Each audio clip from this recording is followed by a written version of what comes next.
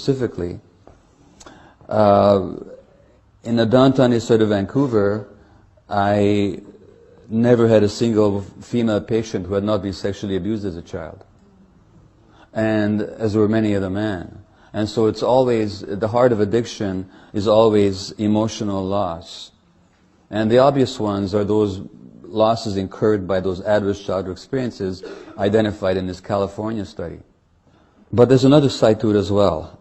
Because if you look at what's happening with this burgeoning number of children being diagnosed with this or that disorder, not all of them were abused, many of them were not, but what's going on? Well, as D.W. Winnicott, the great British child psychiatrist, pointed out, there's two things that can go wrong in childhood. First of all, when things happen that shouldn't happen, and that's the abuse and the trauma. And secondly, when things don't happen that should happen, and that's the presence of non-stressed, non-depressed, emotionally attuned, available caregivers. That's not available in a country where the average maternity leave is 6.5 weeks. That's not available where kids spend most of the time away from the nurturing adults in their lives in the company of other kids, so that they're forced to look to each other as their attachment figures. The desperation of kids to always connect, the sense of disorientation they feel when they can't connect with their friends by some electronic means. It's not a technological problem, it's an attachment problem. Those kids have been disconnected from the adults in their lives because the adults are not there for them. They can't be, they're too stressed. And there was a study a few weeks ago that showed that stressed parents, not unloving parents, but stressed parents simply are not as attuned to the emotional cues of their kids as they'd like to be. And that's what the psychologist formerly at UCLA, Alan Shore, calls proximal separation. Proximal separation is when the parent is physically there, but emotionally unavailable because they're too stressed and too distracted. And that's what my children experienced when they were small, because I was a workaholic physician. And this society rewards workaholism. They tell you what a great guy you are. They reward you for the very things that undermine the health of your family. And for a lot of people, it's not even a question of a choice. When under the sainted and behaloed Bill Clinton, the welfare laws were changed so that mothers could have only a number of years on welfare, then they had to go to work. Now, where exactly does a single welfare mother go to work? Well, usually at a low-paying job far away from home where she has to commute for an hour or two.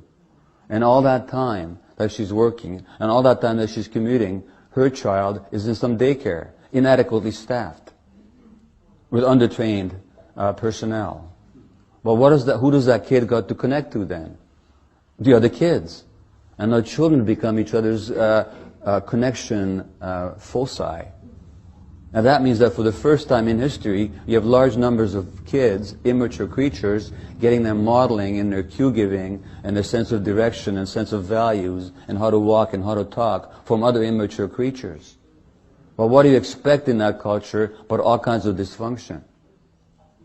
And again, that's not an individual choice that parents have made. That's just another way in which this system has undermined the necessary conditions for child development.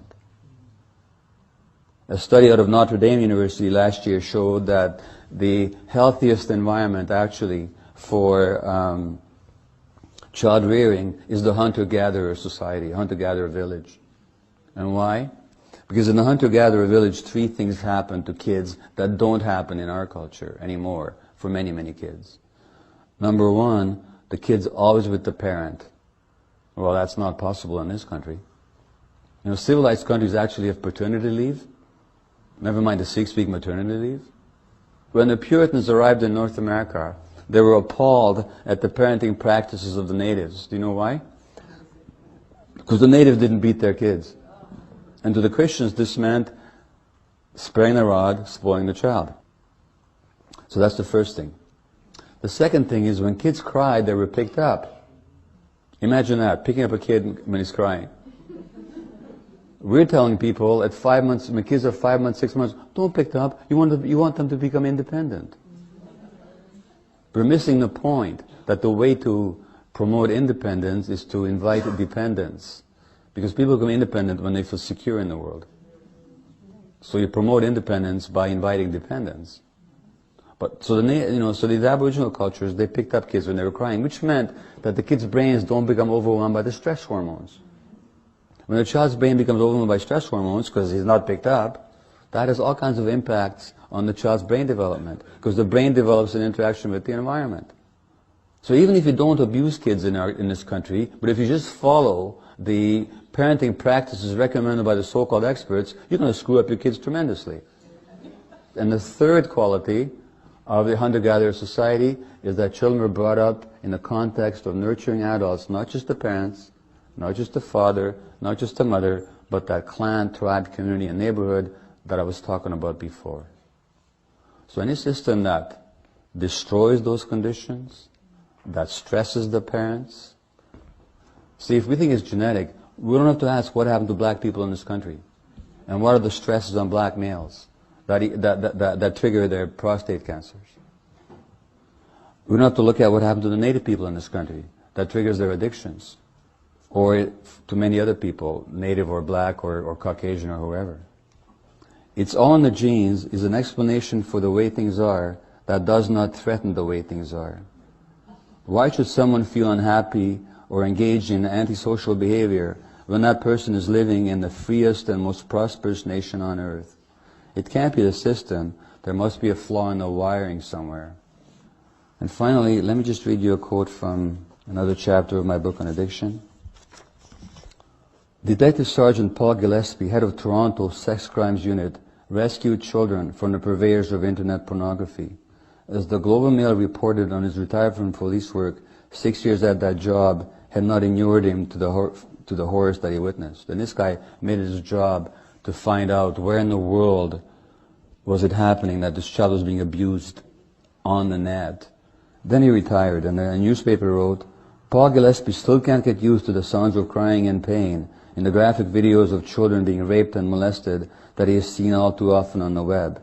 It's beyond horrible to listen to the soundtracks of these movies, said Canada's best-known child porn cop, where it is the silent images of desolate children that tear most at his heart. They're not screaming, just accepting, he said, of the infants captured in these pictures. They have dead eyes. You can tell that their spirit is broken. That's their life. Why the dead eyes? The dead eyes because the child can't escape, fight back, or seek help. The only way that they can possibly endure the trauma is to shut down their emotional awareness of the pain. In this society, we have a massive emotional shutdown. And you can see it in the increasing violence in the culture. You can see it in the increasing violence in the media culture, that gory movies have to be more and more gory. Sports have to be more violent. People now have to beat each other to a pulp on television. Because we're so emotionally shut down, it takes more and more to titillate us. And the sex has to be more and more objectified, more and more salacious, really, because what used to excite people decades ago is no longer sufficient. Why? Because we're shutting down. And why are we shutting down? Because we hurt so much.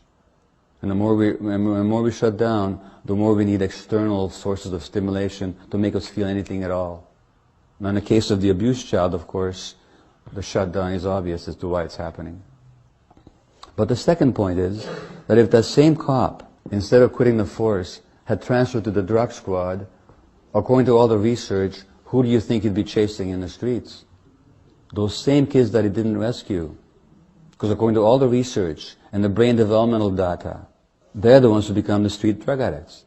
Because they're the ones who are in so much pain that they have to soothe themselves with drugs. And then what do?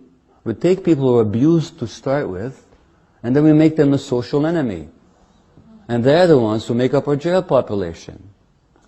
So when we try and rescue them if we can, and if we fail to rescue them, then we persecute them for the rest of their lives. And that's what we're doing with this war on drugs. And there's no war on drugs, because you can't war on inanimate objects.